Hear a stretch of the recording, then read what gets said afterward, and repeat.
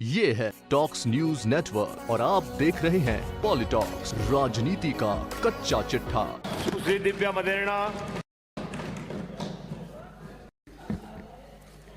सभापति महोदय, मैं मांग संख्या 36 सहकारिता पे बोलने का आपने मौका दिया, इसका आभार प्रकट करती हूँ। महात्मा गांधी के सिद्धांतों के पीछे सहकारिता का ही मूल भाव था।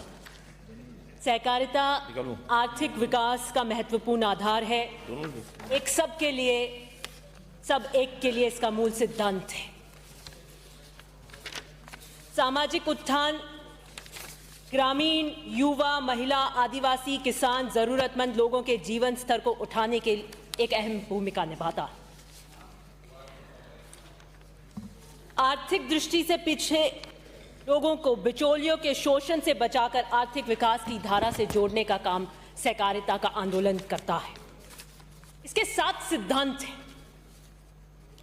स्वैच्छिक और खुली सदस्यता, सदस्यों का लोकतांत्रिक नियंत्रण, सदस्यों की आर्थिक सहभागिता, स्वायत्तता व स्वतंत्रता, शिक्षा, प्रशिक्षण व सूचना, सहकारी समितियों का परस्पर सहयोग, समुदाय में प्रतिनिष्ठा।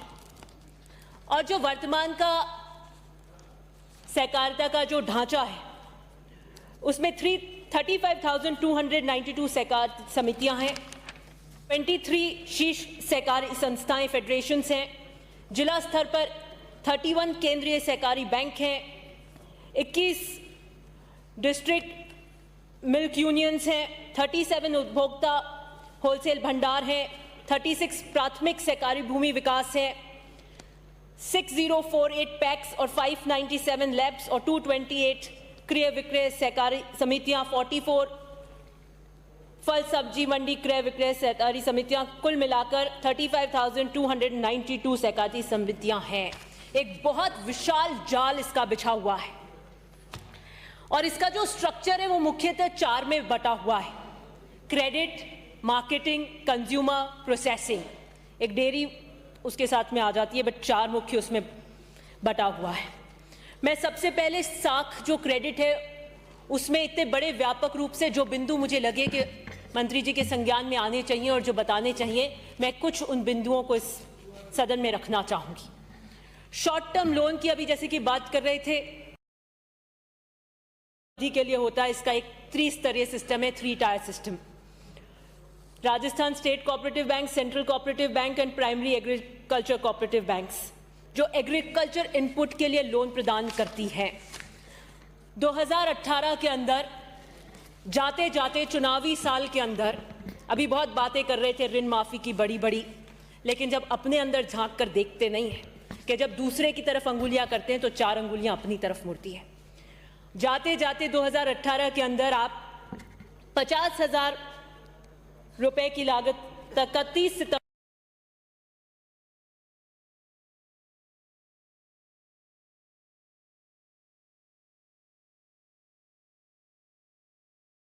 उत्पाद के अंदर सीमांत कृषक से 2 हेक्टेयर, अन्य के एकड़ के करीब आपने उसकी घोषणा करी।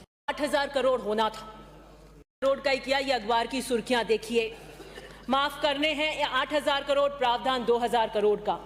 State government failed to raise funds from banks earlier, loan waiver camps deferred. ये तो आपकी हालत थी, सिर्फ घोषणाएं करनी थी आपको चुनावी साल में। हाथी के दांत खाने कुछ और, दिखाने के कुछ और आंशिक लाभ मिला। सरकार के रूप में आपने कैसे 2 भाग, आप इतनी जोर करेंगे। मैं मारवाड़ से आती हूँ, धोरों की धरती से आती हूँ, हमारी जोत बड़ी होती है, लेकिन हमारी सर्विस डिलीवरी कितनी महंगी है, पानी नहीं है, और कितनी आर्थिक चीजों से वहां का किसान जूझता है। आपने उसको नहीं देखा, उसको सिर्फ 2 हेक्टेयर तक का आपने कर दिया, उसको वंचित रख दिया। हमारी सरकार जब आई, हमारे जन घोषणा पत्र में जो वादा था, आते ही हमने उसे निभाया। 30 नवंबर 2018 तक बकाया short term medium term loans हमने माफ किए, और आज 19-20 के अंदर मुझे कहते हुए खुशी होती है कि 18.20 लाख किसान उससे लाभान्वित हुए हैं। और आपका जो 6,000 करोड़ जिसका आप प्रावधान नहीं कर रहे थे, उसको भी हमने चुकाया, क्योंकि किसान हमारी प्राथमिकता है। एक रिस्पॉन्सिबल गवर्नमेंट, एक सेंसिटिव गवर्नमेंट के रूप में किसान को वो प्राथमिकता देखने के लिए हमने जो आप छोड़कर गए थे उसका भुगतान किया, और 9,000 करोड़ का भार हम पे आया, जो कुल 15,000 करोड़ का व्यय हमने इस पर किया। और अभी आप कह रहे थे नेशनलाइज बैंक का वन टाइम सेटलमेंट, हम तो सेंटर से गुहार कर रहे हैं, लेकिन आप क्यों नहीं हमारी मदद कर रहे? आपके 25 के 25 सांसद हैं, आप कहें कि वन टाइम सेटलमेंट करें, क्योंकि आप मध्य प्रदेश जैसी गतिविधियों में उलझे हुए हैं, आपको कहां किसान की फिक्र होगी। सभापति महोदय, मैं आपके माध्यम से कुछ बिंदुओं पर मंत्री महोदय जी का ध्यान आकर्षण करना चाहती हूं। कृषक ऋण माफी योजना 19 के क्रियान्वयन में फार्म सेक्टर ऋण योजना अंतर्गत जिला केंद्रीय सहकारी बैंकों द्वारा कृषकों को सीधे वितरित मध्यकालीन ऋण और ऋण माफी योजना के अंतर्गत राज्य सरकार द्वारा माफ किया जाकर कृषकों को लाभान्वित किया है, परंतु समान फार्म सेक्टर ऋण योजना अंतर्गत बैंक द्वारा जीएसएस समितियों के मार्फत कृषकों को वितरित मध्यकालीन ऋण का ऋण माफी योजना को कईयों को लाभ नहीं मिला है। ये दोहरा मापदंड हो गया है और कई किसान इससे वंचित रह गए। इसे भी आप पुनः दिखवाकर इसके लिए जारी निर्देश करें। मैं स्वयं एक महिला हूं और किसान वर्ग से आती हूं। सहकारिता और पंचायती राज दोनों से हमारा जुड़ाव रहा है। जो भी ग्रामीण विकास की बात करेगा वो इन दोनों माध्यमों को करेगा, और भाजपा इन दोनों पर प्रहार करती है। पंचायती राज की आप रीढ़ तोड़ते हैं और सहकारिता आंदोलन की आप रीढ़ तोड़ते हैं। आप दिखाने के लिए तो कुछ और रखते हैं, लेकिन इसकी रीढ़ की हड्डी पे वार करते हैं, इसके सिस्टम को लॉगर जैम कर देते हैं, क्योंकि ये किसान को ग्रामीण विकास की बात करती है। मैं स्वयं अपने गांव की श्री लक्ष्मण नगर अपनी बचत सोसाइटी की अध्यक्षा हूं काफी टाइम से, और वहां की महिलाओं को जोड़कर आर्थिक संबल देने के लिए काम करती हूं। इसलिए मैं महिलाओं के लिए आपसे विशेष रूप से मांग रखना चाहूंगी कि कमजोर आय वर्ग की कृषक एवं कृषक श्रमिक महिलाओं को अल्प बचत महिला स्वयं सहायता समूह के माध्यम से जिला स्तरीय केंद्रीय सहकारी बैंकों द्वारा सीधे एवं ग्राम सहकारी समिति के मार्फत फार्म सेक्टर के अंदर ऋण दिया गया। इसको योजना में सम्मिलित कर गरीब महिलाओं को ऋण लाभ मिल सके, इसका प्रावधान आप करें। एक दूसरा 30/11/2018 के पश्चात ऋण प्राप्त किया गया अथवा जिन खातों में रबी बीमा 18-19 में जो एनरोलमेंट के कारण ऋण बकाया बोल रहा है, उक्त खाते आज दिनांक तक अवधि पार बोल रहे हैं। ऐसे कृषकों को भी नवीन ऋण उपलब्ध कराया जाए। इसके लिए आप सहकारिता की मुख्य धारा को जोड़ने के लिए इसके बारे में भी सोचिए। हमने ऑनलाइन किया, ये हमारा अचीवमेंट है। किस तरीके से हम पारदर्शिता लेकर आ रहे हैं, इसका आप स्वागत नहीं करेंगे, ये मैं जानती हूं। आप हर चीज में खामियां ढूंढना चाहते हैं, लेकिन मैं आईना हूं, दाग चेहरे के दिखा दूंगा। जीएसएस सहकारिता समितियों के द्वारा एफआईजी के माध्यम से अल्पकालीन फसली ऋण वितरण ई मित्र के रूप से जो किया जा रहा है, जिसमें बीमा क्लेम, अनुदान, पेंशन, बैंकिंग सुविधा, जन आधार कार्ड इत्यादि सारी योजनाएं क्रियान्वित हो रही है। इसके लिए मैं आपका स्वागत करती हूं मंत्री महोदय। दूसरी जो एक हमारी लोन पॉलिसी है, उस पर मैं आपका ध्यान आकर्षण करना चाहती हूं। आरबीआई की जो केसीसी की पॉलिसी है, उसमें एलिजिबिलिटी में यह स्पष्ट है कि tenant farmers, oral lessees and share croppers, इनको मिलना चाहिए।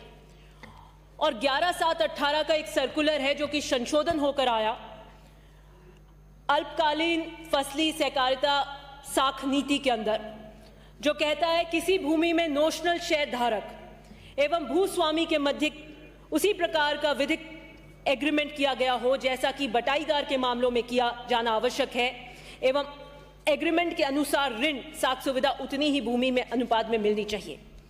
नाबार्ड के अंदर भी नोशनल शेयर देने का प्रावधान है। इस बार नोशनल शेयर धारकों को बिल्कुल लोन नहीं मिला गया। इसे आप पुनः शुरू कराएं, क्योंकि वो भी अपना शेयर हिस्सा लेते हैं, हिस्सा राशि रखते हैं, और वो उससे वंचित रह गए। अलग परिवार है, खेती करता है, हिस्सा राशि भी लेता है, लेकिन वंचित रह गया है। ये एक बड़ा लैप्स है और सहकारिता आंदोलन को मजबूती देने के लिए आप इसको देखें। जो ऑनलाइन पंजीकरण वितरण योजना 19 में लागू करी है, जिसकी इतने सारी उपलब्धियां मैंने अभी आपको बताई, उसके अंदर 22 लाख किसानों को 8700 करोड़ रुपीस का ब्याज मुक्त ऋण वितरण किया गया है। 8 लाख से अधिक किसानों को पहली बार सदस्य बनने पर 1800 करोड़ रुपए का फसली ऋण वितरण हुआ। ये बड़ा स्वागत योग्य कदम है। लेकिन मैं इसके ऑनलाइन प्रक्रिया लोन डिस्बर्समेंट में इसको सरलीकरण करने की भी आवश्यकता है। किसान ई मित्र पे जाता है, पैक्स पे जाता है, बायोमेट्रिक्स करता है। गवर्नमेंट ने 25 रुपए उसके चार्ज दे रखे हैं, लेकिन ई मित्र उसको मिसयूज करता है। Repayment of loan at the time of reimbursement of loan, again biometrics is done which is not required. Loan sanction हो गया, एसबी अकाउंट में ट्रांसफर हो गया, डिजिटल मेंबर क्रेडिट होती है, एसबी अकाउंट से केसीसी होती है, उसे पैसे उस किसान को पैसे निकालने की लिबर्टी भी होनी चाहिए। ये मैं आपको कहना चाहता हूं। अभी बात कर रहे थे कि 0% पे 1.5 लाख तक के आपने ब्याज की बात करी, उसकी तारीफ नहीं करेंगे, वो हमारी सरकार में किया। तत्कालीन अध्यक्ष एपेक्स बैंक की उन्होंने मुख्यमंत्री जी अशोक जी को यह प्रस्ताव रखा और मुख्यमंत्री जी ने किसानों के हित में उसको स्वीकार किया। यह एक बड़ा ऐतिहासिक कदम था, इसकी आप बात नहीं करेंगे, जिसके अंदर 1.5 लाख तक के ऋण को 0 ब्याज पर देने का प्रावधान किया गया। यह हमारी सरकार की पहल थी, जिससे 31 लाख किसान लाभान्वित हुए, जिस पे 16,000 करोड़ का व्यय उस वक्त आया था। इस बजट में भी 534 करोड़ और पिछले बजट में 150 करोड़ का इसके लिए किया गया है। मैं अब आपसे इसके ऊपर एक सुझाव और देना चाहती हूं कि क्रांतिकारी कदम हमारी पहल थी और मैं जानती हूं कि भारत में अभी अर्थव्यवस्था पिटी है, जिसका व्यापक असर हमारी अर्थव्यवस्था पर पड़ता है। और 15,000 करोड़ का व्यय हमने ऋण माफी में किया है। निश्चित रूप से आर्थिक संसाधनों की हमारे पास कमी है, लेकिन किसी तरीके से इसका रास्ता आप निकालते हुए 1.5 लाख का जो हम ऋण उपलब्ध करवा रहे थे, वर्तमान में 62,500 तक का मिल रहा है। इसको पुनः 1.5 लाख कराने की जरूरत है ताकि किसान को इसका फायदा मिल सके। अब मैं आती हूं, ये अपनी कारगुजारी नहीं बताएंगे, मैं बताऊंगी इनकी कारगुजारी। एपेक्स बैंक, जिसको नाबार्ड फाइनेंस करता है short term loan at the rate of 4.5%, apex bank इस 4.5% पे लेकर अपना 0.20% का मार्जिन जोड़कर at the rate of 4.5% CCB को फंड उपलब्ध कराती है। सीसीबी साथ में अपना 0.30% का मार्जिन जोड़कर इसको 5% के ऊपर पैक्स को उपलब्ध कराती है। पैक्स इसमें 2% जोड़कर 7% पे किसान को उपलब्ध कराता है। वो 7% जो किसान को उपलब्ध कराता है वो गवर्नमेंट से 0% ब्याज पे सब्सिडाइज है, और वो सब्सिडी 3% सेंटर वहन करती है और 4% राज्य वहन करता है। लेकिन एपेक्स बैंक कोई पूंजी नहीं लगाती। एपेक्स बैंक की खुद की कोई कैपिटल नहीं है, वो एज ए ब्रोकर काम करती है। और पहले ये जो सीमा थी ये 4.5 की जगह 4.95 थी, जिसको पिछले कार्यकाल के अंदर पिछली कार्यकाल की एपेक्स अध्यक्षा ने प्रस्ताव रखकर कम कराया था और 4.7 लेकर आए थे। मैं अध्यक्ष सभापति महोदय आपके माध्यम से मंत्री जी को कहना चाहती हूं कि जो 4.7 की जगह इसको पुनः 4.6 इसको अब 4.6 कीजिए। एपेक्स बैंक जो नाबार्ड से पैसा लेता है वो एज ए ब्रोकर काम करता है, जबकि सीसीबी बैंक का 60% इन्वेस्टमेंट स्वयं का होता है। वो डिपॉजिटर्स का पैसा होता है, उस पर हाई रेट ऑफ इंटरेस्ट। अभी तो मैंने बोला ही नहीं, मैं तो अपनी ओपनर हूं, उन्होंने बहुत देर बोला था। आप बोलिए, 2 मिनट में समाप्त करें। 2 मिनट में तो बहुत सारे पॉइंट्स बचे। 44% पैसा सीसीबी नाबार्ड से रीइंबर्समेंट करके लेकर आती है। इस 20 पैसे को घटाकर 10 पैसा कीजिए, ताकि सीसीबीज, बहुत सारी सीसीबीज ऐसी हैं जो आज क्यूमुलेटिव लॉस में जा रही हैं, उन 10 पैसा मिलने से उनकी प्रॉफिटेबिलिटी में बढ़त होगी। एक जो बड़ी चीज इन्होंने करी, जिसकी बात नहीं करेंगे पिछले कार्यकाल के अंदर, जो हिस्सा राशि है 8% जो दी जाती है, उसके पूरे पिरामिड को इन्होंने उल्टा कर दिया। पूरे पिरामिड को पहले एपेक्स बॉइंड 1.75% रखता था, सीसीबी 2.50% रखती थी और पैक्स 3.75 रखती थी। इन्होंने इसके कारिता को, उसके पास ये होना आवश्यक है, इन्होंने पैक्स से लेकर एपेक्स को 3.75 कर दिया, सीसीबी को 2.25 और पैक्स को मात्र 2% पे लेकर आ गए। और ये बात करते हैं सहकारिता आंदोलन को मजबूत करने की। ये देखिए, ये इनकी कारगुजारी। ये ऐसे आंकड़ों में सिस्टम को पूरा जैम कर देते हैं। मैं अध्यक्ष महोदय, सभापति महोदय, आपके माध्यम से पुनः मंत्री महोदय जी को कहती हूं कि this is a very important. आप पुनः इस ऑर्डर को तुरंत प्रभाव से रिवर्स करें और पुनः पैक्स को 3.75 करें और एपेक्स बैंक को 1.75 करें, क्योंकि इस बैंक स्तर के ऊपर पैक्स और सीसीबी को मजबूत करने की जरूरत है ताकि हो सके। सोशल स्कीम्स की बात करें, निश्चित रूप से हमारे यहाँ पर एमओयू नहीं हुआ, 1 साल की अवधि हो गई। मैं मंत्री महोदय जी से कहना चाहती हूँ कि ये दोनों स्कीम्स, एक तो इसमें ब्रोकर नहीं होना चाहिए, इसलिए क्योंकि इसके अंदर लिमिटेड कंपनीज रजिस्टर्ड है, प्रीमियम बढ़ेगा और कमीशन की प्रणाली बढ़ेगी। और केसीसी कार्ड में भी दुर्घटना बीमा अनिवार्य है, नाबार्ड की पॉलिसी है। 1 अप्रैल 19 से अब आपके 31 मार्च 20 होने जा ही रहा है, 15 दिन में। इस 1 साल की अवधि के अंदर कितने किसानों की मृत्यु हुई जिसका बीमा हमारे कारण, हमारे सिस्टम के कारण नहीं हो पाया, उन्हें कंपनसेशन देने की आवश्यकता है, क्योंकि उस परिवार की एक भारी क्षति हुई है और वो व्यवस्था के कारण हुई है। इंश्योरेंस की बीमा योजना की बात करी, मैं संक्षिप्त में कहूंगी, एक बहुत मुख्य मुद्दा व्यवस्थापकों का है, मैनेजर्स का। सभापति महोदय, मैं आपके माध्यम से मंत्री जी को कहती हूं कि इनके नियमित भर्ती हो, स्क्रीनिंग हो, इनके क्लियर कट सेवा नियम हो। पैक्स रीड की हद्दी है जिसके कारण सारी क्रियान्वयन योजनाएं होती है। पैक्स को एक मल्टी सर्विस सेंटर के रूप में विकसित करने की आवश्यकता है ताकि किसानों को ग्राम स्तर पर समस्त सुविधा उपलब्ध हो सके। इसके लिए व्यवस्थापकों को रेगुलराइज करना, इनको नियमित करना, और जो 2014 की है उसे बढ़ाकर आप 2017 कर इनको रेगुलराइज करके भर्ती करें। क्रेडिट के अंदर लॉन्ग टर्म क्रेडिट जो है, लोन जो है, उसकी फिलहाल कमजोर स्थिति है। जो किसान समय पर ऋण चुका रहे हैं उसे सरकार 5% का अनुदान दे रही है, लेकिन इसका कोई व्यापक असर हो नहीं रहा है। और इसके लिए मैं आपको कहना चाहती हूं कि रिकवरी पर वाले लोन्स को प्रमोट कीजिए। और दूसरी चीज जो मैंने देखा कि 10 से कितनी योजनाएं आपके प्रतिवेदन के अंदर लॉन्ग टर्म लोन्स के अंदर है, आपकी लोनिंग लॉन्ग टर्म्स के अंदर वेरी वेरी पुअर है। उसका एक कारण है कि आपने आपके यहाँ पे बैठे अधिकारियों ने इस सिस्टम को सेंट्रलाइज करके पूरे राजस्थान की फाइलें जयपुर मंगाई, इसके कारण लोनिंग नहीं हुई, आपके ध्यान में नहीं हो, इसको आप दिखवाइए और वापस डिसेंट्रलाइज कीजिए। मार्केटिंग के अंदर राजफेड, केवीएस, जीएसएस का जो त्रिस्तरीय सिस्टम है जिसमें एमएसपी पे खरीद होती है, उसमें हमने 2000 नए जीएसएस और केवीएस और जीएसएस में नए गोदाम की घोषणा करी है, जो स्वागत योग्य कदम है। मेरा आपका से निवेदन है कि आप जो ये नए जीएसएस बनाने की बात कर रहे हैं, इसको प्राथमिकता पर लेकर ग्राम पंचायत स्तर पे बनाने की कोशिश करें। कई सोसाइटीज ऐसी हैं जिनके 5 ग्राम पंचायतों का उन पे भार है, वो ओवरबर्डन है और किसान को उसका लाभ नहीं मिल पाता। जो मैं महत्वपूर्ण बात कहना चाहती हूं, मार्केटिंग के अंदर जो राजफेड है जिसमें प्रशासक लगा हुआ है, 1994 से उसके चुनाव नहीं हुए, इसके अंदर सेक्रेटरीज, प्रिंसिपल सेक्रेटरीज कभी नहीं चाहेंगे कि इस संस्था के चुनाव। इसकी एक सिटिंग के अंदर 1 लाख से 1.25 लाख सिटिंग फीस आती है, 60 लाख रुपए व्हाइट का आता है, जो किसी आईएएस के कितनी गुना सैलरी से दुगना है। ये कभी नहीं चाहेंगे कि इन संस्थाओं की चुनाव यो। दूसरा जो एक फंड है, लिक्विडेशन फंड, नवजीवन फंड, इसकी कोई ऑडिट नहीं होती है। इसमें कितना पैसा खर्च हुआ, कहां हुआ, कोऑपरेटिव मूवमेंट के अपलिफ्टमेंट के लिए लगा कि नहीं लगा, कौन इस पैसे को खर्च कर रहा था। Registrar cannot have a free hand to use this fund and there should be a check and balance for them. राज्य सरकार को दूसरी बात मैं कहती हूं कि एक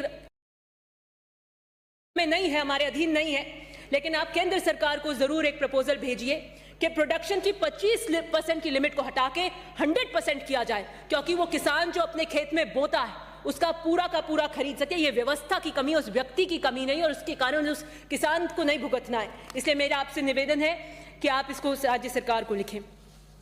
कंज्यूमर मार्केटिंग के अंदर मैं एक बात कहना चाहती हूँ, 2 minutes, last 2 points. Mathania marketing जो मेरे क्षेत्र की है, उसमें एक बहुत बड़ा लहसुन खरीद का घोटाला हुआ था जो अखबारों की सुर्खियां बना। उसकी जांच एसीबी में लंबित है, आप दिखवाएं कि क्या हुआ क्या नहीं हुआ, उसको फॉलो अप करके उसकी स्पीडी। कंज्यूमर्स के अंदर आपकी जो बात है उसको में ऑडिट होनी चाहिए। बहुत सारे आपके सुपरमार्केट्स जो आप खोल देते हैं उसमें वाइबिलिटी को आप चेक करें, फुटफॉल को चेक करें, वो थोड़े टाइम में बंद हो जाता है। डेयरी की बात नहीं करूंगी मैं, रामलाल जी कर लेंगे। प्रोसेसिंग्स हमारी फेल हो रही हैं, हमारे तीनों शिपिंग, फेड, शुगर मिल्स लिक्विडेशंस में है, और जो हमारा ऑयल प्रोडक्शन वाला है वो तो सिर्फ एमएसपी पे खरीद कर राजफेड को दे रहा है, सिर्फ सैलरीज कर रहा है। निश्चित रूप से इसको आपको वापस देखने की आवश्यकता है। स्पिनिंग फेड के अंदर प्रशासक आईएएस लगाएं, क्योंकि इसकी प्रॉपर्टी को सेल की योजना जो बन रही है। राइसम जो है हमारा, वो अपनी मुख्य उससे भटक चुका है, जो उसकी ट्रेनिंग है, रूफटॉप रेस्टोरेंट, हॉस्टल्स, टिफिन वगैरह का करता है, और राजस्थान राज्य सहकारी संघ जो कि बंद की कागार पर है, इन दोनों का मर्जर करके बर्ड लखनऊ या वैमकॉम पुणे के जैसे ओरिएंटेशन प्रोग्राम्स और national level institute for training, just last one. और मैं बहुत महत्वपूर्ण बात ये कहना चाहती हूँ कि जो अभी माननीय सदस्य चूरू से आके बड़ी बड़ी बातें, लास्ट 1 मिनट, बड़ी बड़ी बातें कर रहे थे कि फसल ऋण बोमा इतनी तारीख को आपने बंद कर दिया। आप अपनी बात नहीं बताएंगे, इसको हमने बंद नहीं किया, ये गवर्नमेंट का ऑर्डर नहीं था, इसको नाबार्ड ने फाइनेंस करने से मना कर दिया। और ये घाटे में कब आई? आपके 5 साल में ये घाटे के अंदर आई, ये आप नहीं बताएंगे। ऑडिट होनी चाहिए। लास्ट चीज जो मैं कहना चाहती हूं वो इलेक्शंस के बारे में, ये तो हमारा पॉइंट है। इन्होंने शैक्षणिक योग्यता लागू कर दी थी, जो मैंने आपको पिछली बार एक्ट के ऊपर भी बोला था कि इसमें संशोधन कीजिए। आप चाहते नहीं है कि ये जीत कर आए क्योंकि ये कांग्रेस का गढ़ है। आप चाहते नहीं है कि गांव का व्यक्ति आगे आए। आपने इसमें 2 बार की अनिवार्यता भी कर रखी है, एक डेट के बाद में, उसको भी आप देखिए। और दूसरा एक इन्होंने फैसला किया था जिसको कोर्ट ने खारिज कर दिया, 30C में जोड़कर कहा गया, प्लीज सहयोग करें, ऐसे नहीं चलेगा। लास्ट 1 मिनट, जिसके अंदर अनिश्चित काल के लिए प्रशासक लगाए जाएं का प्रावधान किया था, जिसको कोर्ट की डबल बेंच ने स्ट्राइक डाउन कर दिया। ये आपके दोहरे चेहरे को दिखाता है। मैं आखिर में बस ये M4 का प्रकरण हुआ था, आप तो रहे होंगे स्टैचू सर्कल के उस धरने पर, मैं छोटी थी, मुझे याद है। क्या इनकी, अगर ये मध्य प्रदेश की जगह सरकार की भावना की चेतना जगाने का काम अगर अपनी दल में करते तो मैं सराहनीय कदम होता। मैं एक ही बात कहना चाहती हूं, हॉर्स ट्रेडिंग को मास्टर स्ट्रोक कहना बंद करो, गांधी का ऊपरे मुंह से लेना नाम बंद करो, ब्रोकर को चाणक्य कहना बंद करो, लोकतंत्र की हत्या को तख्ता पलट करना बंद करो, सत्ता पाने के अवैध तरीकों का महिमा मंडन बंद करो, लोकतंत्र की हत्या पर मौन रहना बंद करो, नैतिकता के ढोल बजाना बंद करो, दोहरे चेहरे की ये नीति बंद करो। और हमारे विपक्ष के नेता का मैंने टीवी में बयान देखा कि नेक्स्ट राजस्थान मध्य प्रदेश का होगा, इतने गर्व से ये कह रहे थे। कृपया समाप्त करें। इसलिए मुझे लगता है कि आपको अपने अंदर में जानने की जरूरत है। मैं एक उदाहरण देकर बस खत्म करती हूं कि जब स्वर्गीय भैरव सिंह जी राजस्थान के मुख्यमंत्री थे और बाईपास सर्जरी कराने के लिए अमेरिका गए थे, उस वक्त के विपक्ष के नेता स्वर्गीय परशुराम मदेरणा जी के पास में कुछ विधायक आए थे सरकार गिराने के लिए। और मुझे गर्व है कि कांग्रेस की नीति और कांग्रेस की विचारधारा हमेशा नैतिकताओं के लिए, जनता के रही है। और उन्होंने कहा कि जब राजस्थान के मुख्यमंत्री मृतशैया पर अमेरिका में हो, we will not trade into horse trading, हम जनमत के लिए जाएंगे और बहुमत से लेकर आएंगे। और उसी ट्रंक कॉल करके मुख्यमंत्री जी को बताया कि आपके ये 9 निहाल यहाँ पर सरकार गिराने आए हुए, उन पे क्या ध्यान। ये नेतृत्व होता है, ये नैतिकता होती है। ये नहीं कि आप अहंकार के अंदर मध्य प्रदेश के अंदर आज आपके रंग बदले बदले आते हैं। इसी के साथ जय सरकार। ये है टॉक्स न्यूज नेटवर्क और आप देख रहे हैं पॉलिटॉक्स, राजनीति का कच्चा चिट्ठा।